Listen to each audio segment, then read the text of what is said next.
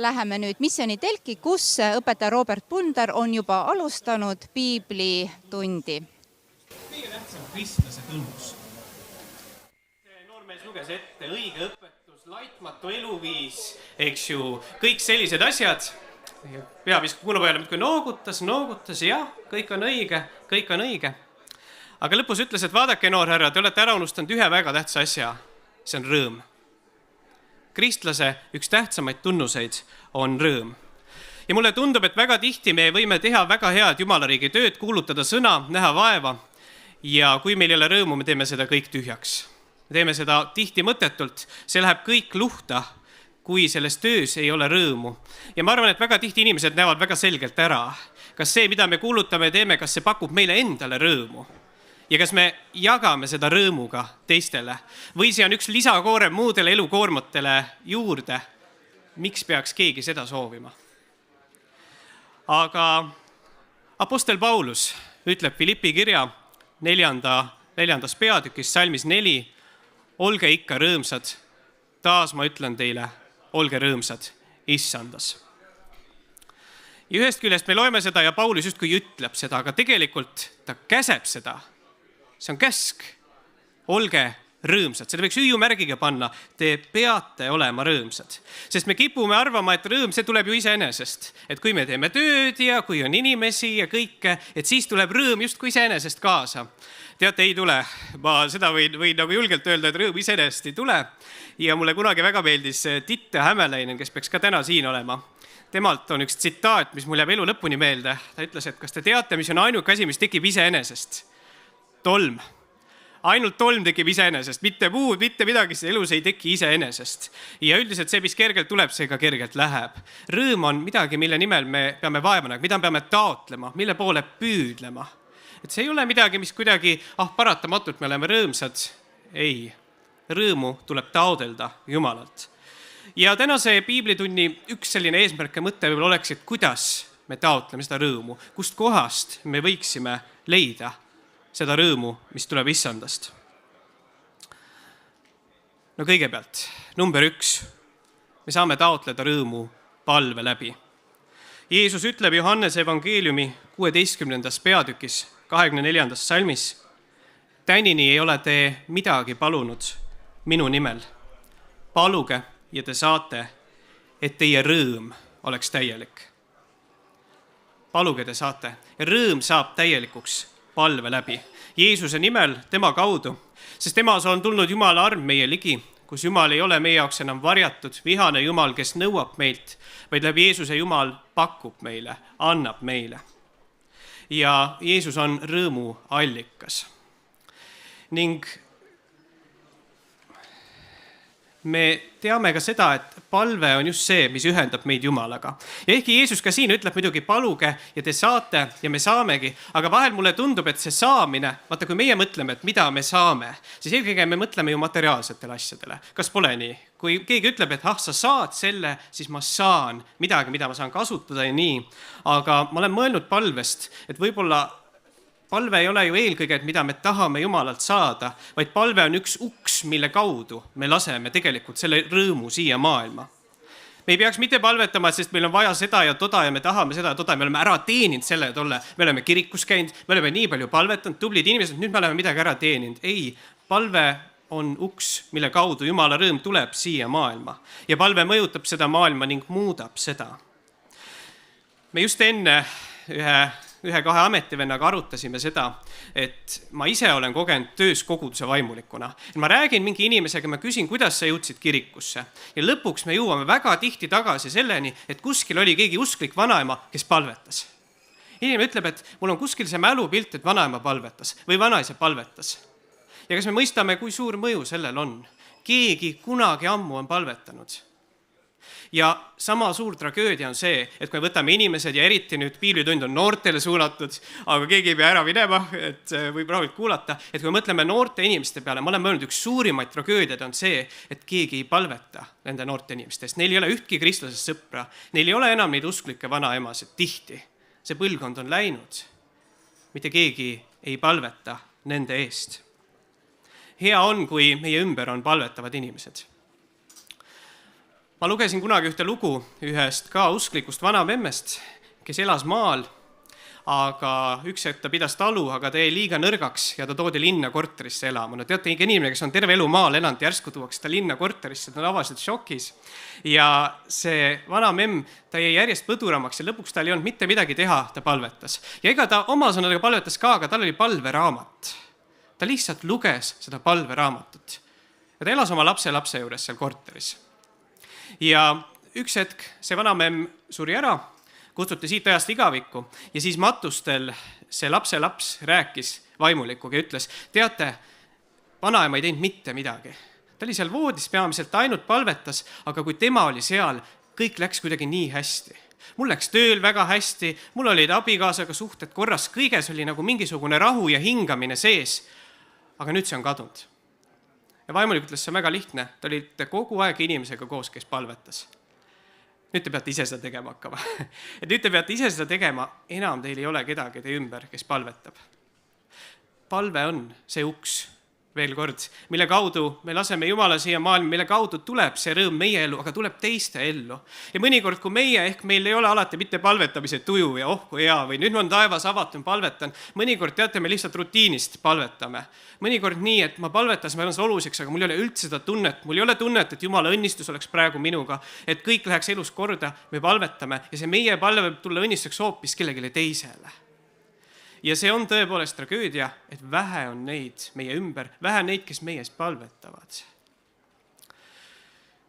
Üks teine lugu, mille kunagi jutustas selline mees nagu Wilhelm Busch ja tema rääkis sellise ka toreda loo, rääkis seda, kuidas ta oli sõjas. Ja üks selliseid asju, mis tema silmad avas, mis juhtis ta kiriku juurde, oli see, kui üks tema kamraad oli suremas. Ja see kamraad palus oma siis nende teiste kaassõdurit käest, kas keegi palvetaks minu eest. Ja lõpuks selgus, et kõik mehed oskasid ropendada, nagu mehed ikka, vandesõnad, vägisõnad, kõik olid suus, kõik teadsid rõvedaid anekdoote, mitte keegi ei osanud palvetada. Ja niimoodi see mees läks. Mitte keegi ei osanud palvetada. Ja ma olen ise, kui mul on leerilapsed, ma alati leerilastele ütlen, et ega ma täpselt ei tea, kui palju teil meelde jääb. Ega ma täpselt ei tea, miks te olete siia tulnud. Põhjused võib olla erinevaid, vahet ei ole. Jumal ei küsi meie käest põhjuseid, aga kui te midagi, ütleme, näete vaevalt midagi eriliselt meelde jätta, jätke meie isa palve meelde. Te ei tea kunagi elus, mil teil tuleb see hetk, kus te tahate palvetada, kus te peate palvetama ja teil ei ole ühtki palvet. Te ei oska kõnelda oma taevase isaga, teil ei ole mitte midagi. Jätke meelde. Kui midagi meelde jätta, siis olgu see meie isa palve. Palve on midagi olulist ja palve on meie jaoks esmane rõõmuallikas, mis toob rõõmu meie ellu, aga mis toob rõõmu meie ümbere. Palve kaudu toimub see. Aga number 2, kui kõnelda rõõmust edasi, apostel Paulus ütleb Rooma kirja 15. peatükis, 13. salmis, aga lootuse Jumal täitku teid kõige rõõmu ja rahuga usus, et teil oleks küllaga lootust püha vaimu väes. Jumal, täitku meid rõõmuga. Jumal, kinkigu meile rõõmu. Kui tihti me julgeme seda paluda ja kui tihti me julgeme uskuda, et Jumal annab meile rõõmu. Kas me usaldame Jumalat? Sest rõõmu me saame läbi usalduse. Läbi selle, kui me ka ootame rõõmu, usume, et Jumal tahab meile kinkida rõõmu. No tihti räägitakse ju, et on 2 sorti inimesi olemas, pessimistid ja optimistid. Ma ei tea, kummad teie olete. Võib-olla mõni teist on rohkem pessimist, et lõpuks läheb nii, nagu läheb ikka. Mingi jama tuleb niikuinii. Mõni inimene võib-olla rohkem optimist. Mina ise peaks ennast selliseks optimalistiks. Ma tean, et alati läheb midagi pekki, aga äkki üldjoontes läheb midagi hästi ka ja tekib selline hea tasakaal. No ma arvan, et see ei ole ka vahepeal või midagi väga halvasti, mida vahepeal on kõik kuidagi väga hästi. Aga laias laastus, ei saa ju elada ühtega teist pood, ei saa elada tohutus pessimismis, midagi mul oodata ei ole, mitte midagi ei tule, minu elu läheb nii hukka, ainult õnnetus tabab mind, aga need, kes on tohutud optimistid, kõik on väga hästi, kõik läheb tohutult hästi. Mul on alati väga raske ka tohutute optimistidega. Ma alati mõtlen nagu, et inimene on kogu aeg rõõmus, no mida ta varjab? No ei saa olla kogu aeg, eks ju, nii rõõmus, et midagi peab seal nagu valesti olema. Ei saa ka nii olla ja tegelikult on ju mõlemad kehvad näited, sest võiks öelda, et on olemas need optimism ja pessimism, need tihti viivad 2 asjani, kas elu nautlemiseni või elu põlgamiseni. On need, kes põletavad oma elu läbi ereda leegiga ja üks hetk ongi see läbi ja sai elatud, oli rongisõit alles. aga siis see on läbi. Ja siis sa oled nagu pakend, mille on peale kirjutatud parim enne möödas, kõik. Või siis sa oled elupõlgur, sa varjad ennast elu eest, sa paned kõik aknad, uksed kinni, keegi ei saa sulle haiget teha, sa ei lase kedagi endale ligi, sa ei naudi midagi elus, sa ei võta midagi, sest parem on ju nii olla. Aga ka nii ei leia me õnne ja rõõmu. Aga rõõm, mida Jumal tahab meile kinkida, peitub selles, et me usaldame teda. Et me usaldame tema sõna, me palume. Jumal, täida meid rõõmuga. Ja tõepoolest oluline on see, et kui me ka seda palume, kas me julgeme oodata temalt rõõmu. See võiks olla nii loomulik, et me kõik tahame olla rõõmsad. Kas on nii? Kõik me tahaksime olla ju rõõmsad ja rõõmus meel võiks meid saata. Tegelikult ei ole väga tihti niimoodi. Ja ma olen päris palju näinud seda töös noortega, kirikus, töös vaimulikuna, et ega inimene võib harjuda ka valuga, inimene võib harjuda kannatusega. Ja mõni inimene ka on nii kannatusega harjunud, et ta tahab kannatada ja see võib isegi pakkuda mingisugust sellist teatud naudingut, aga ta ei taha võtta vastu seda rõõmu, sest see nõuab tihti millegi lahti laskmist. See nõuab, et me anname midagi ära, et võtta vastu rõõmu, mida Jumal meile pakub. Me ei taha võtta. Ja mõnikord muidugi me ootame ka seda, et rõõm lihtsalt kukub meile taevast pähe või nagu õun kukub meile pähe, nii ka tuleb rõõm ja õnn. Aga no ei ole väga tihti nii. Üks selline tore juudi anekdoot räägib sellest, kuidas usklik juut pöördub Jumala poole ja ütleb, armas Jumal, miks sa minu jaoks mitte midagi ei tee? Miks ma ei võiks näiteks lotovõitu võita? Ja siis tuleb mürin ja taevast kostab hääl, mis ütleb, miks sina kunagi minu jaoks midagi ei tee? Osta lotopilet. Pahatihti võib nii olla. Me ootame justkui midagi, aga tegelikult on uks või aken meie jaoks avatud vastu võtta. Jumal on teinud kõik, aga me ei astu sealt sisse. Me ei võta seda vastu. Ma olen kohanud inimesi, kes tunnevad väga tihti, et nad ei saa olla rõõmsad õnnelikult, kui nad ära ei teeni seda. Nad peavad näiteks terve talve tegema kõvasti tööd ja siis suveks neil on õigus ära teenida rõõm. Selle nimel tuleb vaeva näha, selle nimel tuleb tööd teha, et rõõm on justkui selline töö, seda tuleb taodelda, aga armsad, me ei teeni mitte kunagi ära seda rõõmu, mida Jumal meile pakub. Seda on niivõrd lihtne unustada. Niivõrd lihtne on mõelda, et kui me ka ehk kristlastena areneme, oleme tublimad, käime kirikus, oleme aastad usus olnud, et siis justkui meil oleks õigus ära teenida mingit rõõmu, rohkemat rõõmu, olla õnnelikumad kui teised. Kõik on arm. Alati kõik on arm. Ma olen mitu korda kasutanud seda näidet, aga mind ennast on see palju puudutanud, kui kunagi kirikuõpetaja Harald Põld küsis inimeste käest, et kas see on Jumala arm? Kui on üks selline lammas, kes on kukkunud auku ja ta on seal augus ja siis tuleb karjane talle järgi ja karjane sirutab oma käe sinna alla ja siis lammas ikkagi sirutab ennast üles poole ja siis karjan võtab kinni ja niimoodi koos töös tõmbab üles ja see ongi arm. Põld ütleb, ei ole. See ei ole arm. Arm on see, kui lambas kukub sinna auku oma jalad sodiks ja karjane peab ise alla auku ronima ja välja tooma ta sealt oma õlgadelt.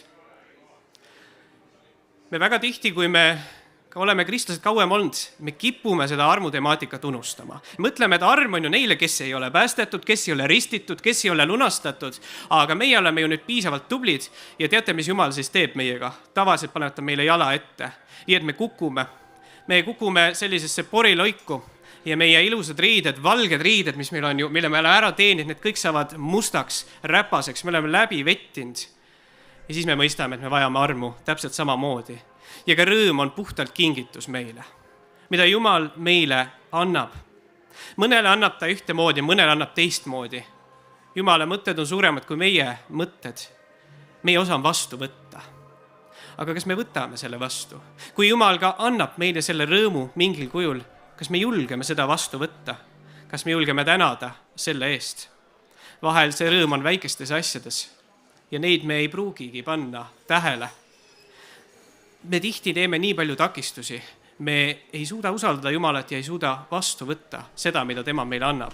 Ja siis ta annabki meile märku. Mõnikord, nagu ma ütlesin, väga karmilt annab märku, aga selle kaudu me õpime. Nii et teiseks, mis on rõõmu allikas, kristlik rõõm, on läbi usalduse. Me usaldame Jumalat, palume ja loodame temalt headust ja rõõmu. Et ta annab meile seda. Me usume, et ta annab. Järgmine rõõmu allikas või kust tuleb rõõm, on seotud sõnaga. Johannese evangeeliumi 17. peatükis 13. salmis ütleb Jeesus: nüüd aga tulen ma sinu juurde ja räägin just seda kõike maailmas, et minu rõõm oleks täielikult neis enestes. Jeesuse sõnad on rõõm. Pühakirja sõna on rõõm. Ja ma olen viimasel ajal päris palju mõelnud selle peale, et kui on inimesi, kes ütlevad, et teate, see usk teeb ikka inimesed kurjaks. Ma ei tea, kas te olete kohanud seda. Minule on küll tulnud inimesed öelnud, et tead, need usklikud inimesed on kõige suuremad petised ja silmakirjatsejad. See usk on ainult üks manipuleerimisvahend ja see teeb inimesed kurjaks. Ja see piibel teeb ka inimesed kurjaks. See on nii, nagu kes on Tammsaare Tõde ja õigust lugenud, mida ütles Sauna Madis, et Andres läks sellepärast kurjaks, et ta seda piiblit nii palju luges. Ja läkski kurjaks, et see on üks kuri raamat, seda ei tohi lugeda ja see teeb kurjaks. Ja ma ei ole sellest mitte kunagi aru saanud. Teate, minul on ka üks hea asi, et mulle isegi makstakse palka, et piiblit lugeda, nii ülikoolis kui ka kirikus. Ja ei ole veel kurjaks läinud, võib-olla ma olen liiga vähe lugenud, aga kui sa võtad selle lahti, kui sa loed, et Jumal on armastus, sest nõnda on Jumal maailma armastanud, oma ainusündinud poja on andnud. Loed ilmutusraamatust, et mina pühin ära iga pisara teie silmist. Ja ma ei saa aru, kuidas saab see teha kurjaks? Kuidas saab see sõnum, mis on eelkõige evangeelium, on ju armu ja armas sõnum, teha kedagi kurjaks? Mulle väga meeldib, et piibel on ka teatud määral ju allikas, meie allikast, kus me midagi saame. Ja eesti keel on niivõrd tore keel, et meil on ju allikas, tähendab kahte asja. Meil on raamat võib olla allikas ja siis meil on see veeallikas. See on niivõrd nagu tore. Ja piibel võib olla ju mõlemad allikad. Nii nagu Jumal on mõlemad allikad, ta justkui on teadmiste allikas, aga ta on allikast, kust me nagu ka joome seda külma vett. Kõik, kes te olite eile laulupeol, teate, mis asi külm vesi on. Kui on 34 kraadi väljas sooja, siis see külm vesi. Ja kui see allikas on hea, puhas vesi, kuidas see saab meid teha kurjaks? Või kuidas saab nii olla? Kas me ehk joome siis valest allikast? Või kas me võtame ise seda vett ja teeme selle kibedaks, mürgitame selle ära? Sest allikas on ju hea ja puhas. Ja Jumala sõna ning Jumala riik on rõõm ja rahu tema pühas vaimus. See on ju Kristuse olemus. Ja ma niivõrd tihti näen vaeva, et kui tuleb inimesi kirikusse selgitada, siis inimesed ikka arvavad, et Kristuse olemus on, et see on seaduse koodeks, see on käsukoodeks, see on, mida sa tohid teha, mida sa ei tohi teha, see on traditsioon. Isegi need asjad kõik on toredad, aga Kristuse olemus on just sama see rõõm ja rahu pühas vaimus. Ma ise olen seda kogenud. Võib-olla ma oskan seda mõnikord paremini rääkida, sest ma olen tulnud puhtalt mittekristlikust taustast. Ma tulin ja mulle avanes see maailm. Ma sattusin justkui uude maailma, ühte uude riiki. Ja mul on nii kurb näha, et inimesed, kes on väljaspool, nad elavad justkui oma maailmas. Ja see kiriku maailm on üks nagu suletud maailm, kus piiridest sa üle ei saa, kus sa justkui piiripunktist piilud sisse poole, sa lähed välja tagasi. Ja see on nii kurb. See on nii kurb, sest just minu jaoks alati siin olnud see rõõm ja rahu pühas vaimus. Ei ole olnud nii, et palju raha on tulnud, palju edukust, palju sõpru, häid sõpru on ikka tulnud, aga rõõm ja rahu. Minu elu on mõtestatud, minu elul on suund ja üks lootus. Mul on julgus elada ja julgus üks hetk ka lahkuda, minna Jumala juurde taevasesse isa koju. Ja ka selles piibliraamatus, kui me seda loeme, kas me oleme öelnud, kas see annab ka meile rõõmu või me oleme selle ära unustanud? Mida me loeme, kuidas me loeme, mis silmadega piibel meie jaoks avaneb. Sest vaadake, hästi raske teema on minu arvates ka see, et inimesed, kes on meie ümber, ega nad ei taha rääkida rõõmust ja rahust pühas vaimus. Ega ei taha üldse pühast vaimust evangeeliumist rääkida. Nad tahavad teada moraalsetele küsimustele vastuseid, nad tahavad teada, kas see on patt või too on patt, nad tahavad abielust rääkida ja sellistest asjadest. Teate, need on kõik olulised teemad, aga need teemad tulevad järgi. Need teemadel ei ole väärtust lahus kristlusest tervikuna. Ja kõigepealt ma alati tahaks rääkida evangeeliumist, rõõmust, kõigest sellest, mida see annab mulle, milline õnnistus peitub selles usus Jumalasse. Aga inimesed ei taha sellest rääkida väga-väga tihti ja väljakutse on, kuidas me saame inimesed rääkida sellest, mis on peamine ja siis me võime rääkida muust asjadest, mis on nagu oksad seotud selle tüve külge. Siis saab sellest rääkida. No kuidas seda teha, ma ei tea. Ma ise tunnen, et ma vahel tuleb see välja, vahel ei tule. Ja muidugi, kui inimene tuleb kiusama, ega kes kakelda tahab, see kakelda saab. Poksiringi saab alati. Mina oskan ka poksida verbaalselt, mitte päriselt. Aga ei ole ka sellel mõtet.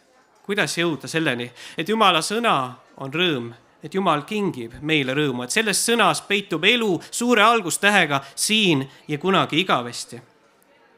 Ma tahaks uskuda, et kui me läheneme avatult, kui me läheneme puhtalt, siis me saame sellest sõnumist aru. mõnikord läheb meil endil ka aega. Kui me mõtleme õndsa Martin Luteri peale, no tema oli kõvasti piiblit lugenud, kõvasti kõik, aga siis üks hetk oli eureka. Üks hetk tuli see efekt, ma sain aru, õige jääb usust elama. Temal oli see kirjakoht ja siis ta tabas, ta sai aru. No seda tööd teeb ainult Jumal. Teate, kui ma vaatan ka ise oma kirikus ringi, kui ma käin kuskil kirikutes, ma arvan, et see on üks suur Jumala ime, et teie igaüks täna olete siin, et üldse keegi jõuab kirikusse, et kellelegi jõuab kohale see ristiusk oma olemuses, et keegi saab sellest kõigest heast osa, mida Jumal tahab anda igale inimesele. See on iga kord üks suur ime. Kui ma ise seda näen kõrvalt, see on alati tänu Jumalale, mõtlen, mina olen nii vähe teinud. Tihti, mis ma ütlen, see on nii valesti öeldud. Alati, kas ma solvan kedagi, kas ma jätan midagi ütlemata, ma teen nii vähe ja Jumal teeb tihti ometi selle ime ja kasutab isegi minusugust, et evangeelium võiks jõuda inimesteni. Mõnikord läheb aega, aga seda Jumala sõna, seda on hea lugeda. Seda on hea lahti võtta ja hea on, kui me loeme seda lootusrikkalt. Kui me loemegi seda nii, et see on rõõmusõnum, nagu evangeelium on, rõõmusõnum meie jaoks ja kõigi jaoks. Jaakobus kirjutab oma kirjas 1. peatükis, salmid 2-4. Pidage seda lausa rõõmuks, minu vennad, ilmselt õed ka, kui te satute mitmesugustesse kiusatustesse, kuna te teate, et teie usu läbikatsumine teeb teid kannatlikuks. Aga kannatlikkus olgu täiuslik, et te oleksite täiuslikud ja terviklikud, ega oleks teis midagi vajaka. Ma arvan, et enamike inimeste jaoks ikka on rõõm seotud eluolukordadega. Kui mul läheb hästi, siis ma olen rõõmus, kui läheb halvasti, siis ma olen kurb, masendunud ja loodame, et läheb rohkem hästi ja mitte nii palju halvasti. Kristlik rõõm, nagu kirjutab ka Jaakobus, ei ole seotud pelgalt eluolukordadega, sest kristlik rõõm võib olla ja isegi ka kasvada kannatuste läbi. See võib kasvada selle läbi, kui meid pannakse proovile. Aga ometi muidugi selle Jaakobuse kirjaga on see keeruline teema, et ilma asjata Martin Luteri oli kahtlusi, et kuule, kas see on ikka kõige õige raamat, mida lugeda, sest võib tekkida meil see tunne, et meie eesmärk kristlaste on otsida kannatusi. Ma ei tea, kas te olete seda kohanud, aga vahel mulle tundub, et kirikus jääb nagu see mulje, et kõige vagam ja parem inimene on see, kellel on kõige raskem elu, kes võimalik palju koormaid, võimalik palju tööd endale peale, kes on koormat all niimoodi kängu vajumas. Ma ise räägin seda, kui pärast te küsite, mida mina kõike teen, siis ma olen ise muidugi samasugune, et käige minu sõnade ja mitte mu tegude järgi. Aga mõte see, et mõni inimene, et see võibki saada eesmärgiks oma ette. Nii ma saan rutem taeva, kindlasti mu taevariigis parem koht. Ma saan ikkagi sviidi seal, kui ma olen rohkem kannatanud, rohkem võtnud koormaid, ülesandeid enda peale, võtnud neid ja siis ma olen parem ja ma olen vagam. Mulle on väga meeldinud üks selline lugu, mida kunagi jutustas Joel Luhamets. Ja see lugu räägib sellest, kuidas kogudusele tuleb uus õpetaja. Võib-olla olete seda lugu kuulnud, siin on päris mitu Luhametsaga telgis, nii et teie olete kindlasti kuulnud. Aga Joel jutustas seda, et kogudus ootab uut õpetajat ja rongiga peaks ta tulema. Ja kujuta ette, esindus vastas, lilled ja kõik. Ja siis tuleb rongilt üks maha. Nad ei tea, milline see uus õpetaja välja näeb. Ja üks inimene tuleb maha ja teine tuleb maha. Inimesed vaatavad, äkki see on meie õpetaja, äkki too on meie õpetaja. Ja siis tuleb lõpuks üks ja inimesed on kindlad, see on kindlasti meie õpetaja. Ja nad lähevad juurde ja küsivad, kas teie olete meie uus kirikuõpetaja? Ma ütleb, ei ole, mul ainult makshaige. Ta oli vaevatud ja koormatud näoga. Ja see pidi olema uus vaimulik. Ja nii võib olla, et see käib ka kristlastega kuidagi kaasas, selline arusaam, mida rohkem kannatusi, seda parem. Ja mõnikord näiteks Hiobi raamatust räägitakse, vaadake, Hiob oli kõige vagam, sest ta nii palju kannatus. Aga kas Hiob palus neid kannatusi? Kas ta palus, Jumal, saada mulle kõik see peale, sest siis ma olen vagam ja parem? Ei. Uskuge mind, kannatused tulevad elus iseenesest. Meie eesmärk kristlastena ei ole neid taodelda. Me saame need, me õpime nende käigus, Jumal kasvatab meid. Me õpime toime tulema selle kõigega, aga eesmärk ei ole taodelda. Võimalikult palju meie peale pannaks, oleks võimalikult raske, keeruline. Sest mulle tundub, et siis me jääme rõõmust ilma. Et siis see rõõm väga tihti kaob meie juurest, jookseb eemale, lausa spurdib meist eemale ja ongi see rõõm kadunud. Pigem ma arvan seda, et need raskused ja see, et meid selle kaudu õpetatakse, väga tihti hoopis see kasvatab meid sellisel viisil, et me õpime nagu lahti laskma ja mingil määral olema võib-olla ka ükskõiksed rohkem. Ma tean, et tihti öeldakse, et ükskõiksus on armastuse vastand ja ta oma olemuselt ongi. aga kristlastena me võib-olla õpime mitte kõike võtma nii südamesse, mitte nii isiklikult. Kui mind ordineeriti diakoniks, siis üks vanem ametivend andis mulle sellist nõu, ütles, et kristlase elu on nagu selline püha ükskõiksus. Mitte selline, teate, et kõik on suva või vahet ei ole, elus läheb, et elu on nagu jõgi, kuskile ta voolab ja mulle tuleb see ja tuleb too ja ei, mitte see, aga see on selline püha ükskõiksus, kus me ei hoia liialt kinni sellest maisest, kus me võib-olla ei võta liiga isiklikult, kus me õpime lahti laskma Jumala hoolde andma ja järjest rohkem mulle tundub, et see oli üks oluline tõde, üks väga-väga oluline tõde. Ja kui minu käest küsitaks näiteks praegu, et milline selline võib-olla see on praegune emotsioon, aga milline mõte või selline nali või mõttetera kõige rohkem vastab näiteks vaimuliku tööle. No millega sa väga palju tegeled? Siis ma olen mõelnud, et sellele vastab väga palju üks teine juudi anekdoot, mis räägib sellest, et rabi juurde tuleb üks inimene, küsib, armas rabi, ta küsib nõu ühe eluolukorra kohta. Küsib, et rabi on ju nii, et ma peaksin toimima niimoodi. Rabi ütleb, jah, sul on õigus. Ja siis tuleb kohe rabi juurde teine inimene ja ta umbes sarnane olukord ja küsib, on ju nii rabi, et ma peaksin toimima naamoodi, täpselt vastupidiselt. Rabi ütleb, jah, sul on õigus. Ja siis tuleb rabi juurde tema naine, ütleb, kuule, sa oled ju puha lollakas, sa ütlesid, et ühele peab toimima niimoodi, teisele naamoodi. Rabi vastab, jah, sul on õigus. Teate, mulle väga tihti tundub niimoodi, et väga paljud ka probleemid või mured ja need raskused, mis meile tulevad, on täpselt sellised, et sa ütled ühele, jah, sul on õigus, sa ütled teise, jah, sul on õigus, aga sest et ega enamik probleemid, asjad ma olen vaadanud, mõnikord on põhimõttelised küsimused, aga näiteks mulle tundub koguduses või üldse kristlikes kollektiivides väga paljud probleemid tulevad inimeste vahelistest sobivusest, tulevad meeldimistest ja mittemeeldimistest, tulevad eelarvamustest, tulevad eelhoiakutest, sellistest asjadest. Ja alati, kui ikkagi öeldakse, et vaadake, Paulus oli ikka tubli või Korintuse kogudus oli tubli, siis kirjutati 2 pikka kirja. See kirjutati 2 kirja sellepärast, et seal oli nii palju probleeme ja olid mingid põhimõttelised asjad, aga vaatame, apostel Paulus ütleb, mis teil toimub? Üks seal joob veini, teine ei joo veini, üks sööb liha, teine ei söö liha. Te olete kristlased. Te käite omavahel kohut. Te nagu üksteisele panete puid alla. Miks te seda teete? Paulus üritab lahendada mingid sellised tihti, need on teisejärgulisi küsimusi ja millest on paksu pahandust, ütleb, te olete eelkõige kristlased.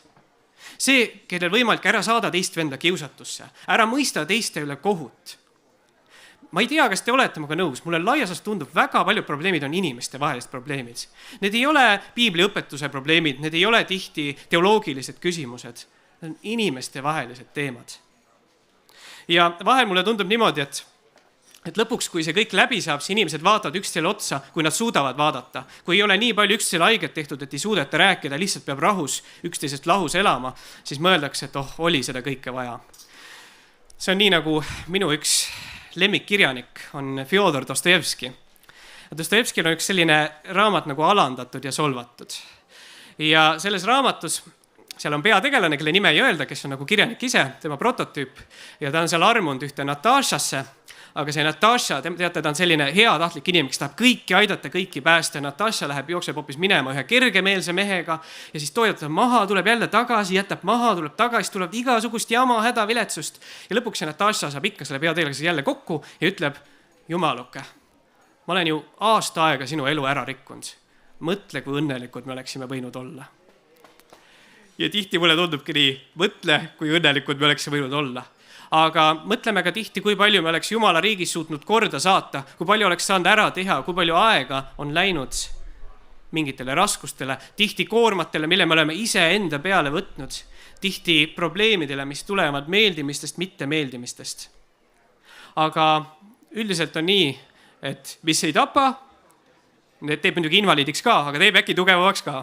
Et selle kõige käigus Jumal kasvatab, õpetab meid. Ja väga tihti just see rõõm tulebki sellest, et nende raskuste kaudu. Mõnikord see rõõm peitubki selles, ma ei pea kõike võtma tõsiselt. Ma ei pea kõiki asju lahendama, ma ei pea kõike tegema. Mingid asjad ma ootan ära, mingis asjades ma pean midagi ütlema. Ja kuidagi mingil imelisel viisil Jumal võib kasutada meie puudujääke, seda, mis on kõige halvem meie juures, meie kannatamatus, meie uhkus, selliseid asju, et pöörab need mingil viisil õnnistuseks. Kui imeline on Jumala töö selles osas, aga me ei peaks otsima neid koormaid, neid raskusi. see ei ole eesmärk meie jaoks omaette, need tulevad ise, aga nendes leida mingit rõõmu, nendes leida Jumala abi, nendes leida Jumala õnnistust. Paluda, et Jumal kingiks meile rõõmu nendesse olukordadesse. See võiks olla meie suund ja meie mõte.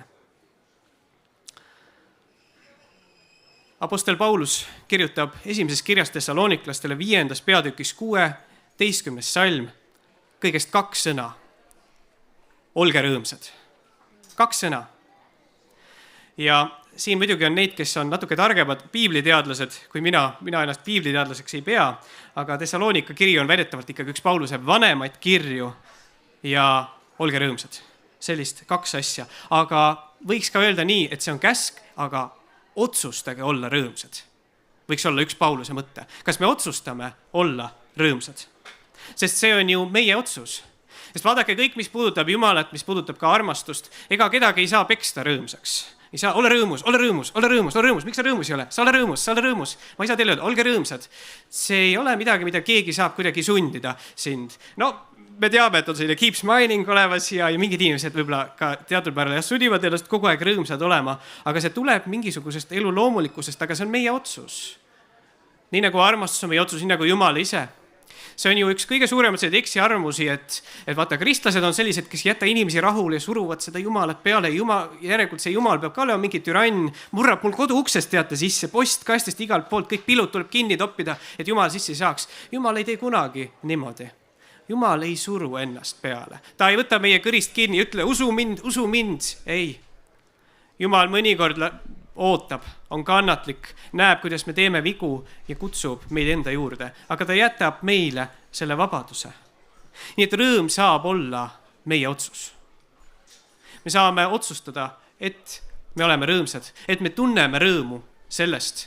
Me eelkõige tunneme rõõmu muidugi sellest kõigest, mida Jumal meile annab, mida ta kingib meile iga päev oma armust. Me tunneme rõõmu, et meie nimed on taevasse kirja pandud, et me oleme teel taeva poole. See on ju üks otsus meie jaoks. See on meie otsus. Ma rõõmustan. Ja mulle väga meeldinud ka üks tsitaat, mida on öelnud hea sõber, ametivend Patrik Göransson, Tallinna Rootsi Mihkli kogudusõpetaja. Ja temal on üks ütlus, mida ta kogu aeg ütleb, ja see on see, ärge laske röövida oma rõõmu. Ärge laske röövida. Et kui me oleme otsustanud ka need, mis elus meil ette tuleb, ärge laske röövida rõõmu. Seda mul on väga lihtne öelda, sest me kõik oleme olnud raskustes ja meie raskused on erinevad. Ja meil on üksteist tihti väga-väga raske mõista, sest meie kannatus on erinevad, meie proovile panekud on erinevad. Mõni võiks vaadata minu peal, mul on ju väga hästi, ma olen noor ja mul on need ja need asjad olemas. Ma ei saagi öelda teisele inimesele, aga seda ei ütle mitte mina, seda ütleb Jumal. Seda ütleb apostel, ütleb Kristuse sõna, olge rõõmsad. Ja see sõna puudutab meid, meie elusituatsioonides, meie olukordades. See kõnetab meid. Ja meie laseme selle sõna lendu, et see võiks toetada inimesi, et see võiks julgustada, ehitada, olla abiks ja toeks, kinkida julgust ja rõõmu.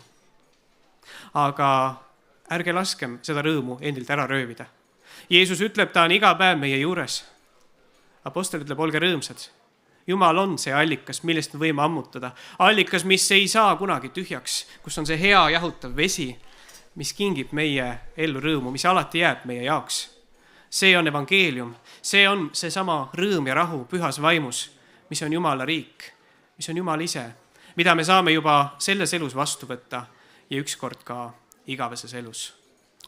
Aamen. Ma lõpetan palvega. Võime tõusta siis. Me oleme nii palju istunud, nii et nii mõjub hästi tõusmine. Issand, me täname sind, et sa oled meile elu kinkinud. Me täname, et sina oled ka meie rõõmu allikas. Issand, ka raskustes sa trööstid meid, sa õpetad ja kasvatad meid. Rõõm, mida sina annad, ei sõltu elu olukordadest, vaid see jääb alati meie juurde. Kingi meile rõõmu, issand, aga aita, et me oskaksime jagada seda rõõmu. Et me oskaksime jagada seda head, mida me ise oleme sinult vastu võtnud, mis on meie jaoks nii kallis, nii oluline, mis on meie jaoks kõige väärtuslikum. Õpeta meid seda jagama, mõnikord sõnaga, mõnikord teoga, mõnikord lihtsalt olemas olemisega. Olgu meie elu üheks rõõmu sõnumiks, üheks tunnistuseks sinu suurtest tegudest, mida sa oma poja Jeesuse Kristuse läbi meie juures oled teinud. issand, saada meid siit hetkest edasi. Õnnista kirikupäeva, vaimuliku laulupidu, kõiki üritusi, mis veel siin Missioni telgis aset leiavad. Ole meiega, meid õnnistamas, kaitsmas ja hoidmas. Aamen. Aitäh teile kõigile!